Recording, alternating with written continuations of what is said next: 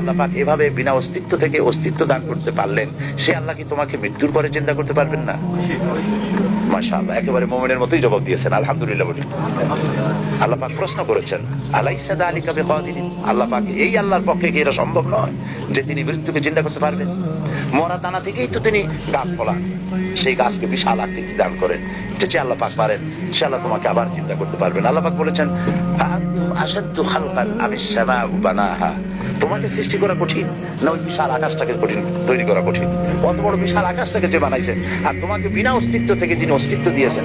হাল আতা আলাল ইনসানি হিনুম মিনাদ দারি লাম ইয়াকুন শাইয়্যান মাযকুরা, মানুষের জীবনে কি এমন এক সময় এসেছিল না যে সে কোনো বিষয়বস্তু হিসেবে পরিগণিত ছিল না, পৃথিবীতে কোনো অস্তিত্বই ছিল না, কোনো নাম নিশানা ছিল না, সেইখানে অস্তিত্ব আনলেন।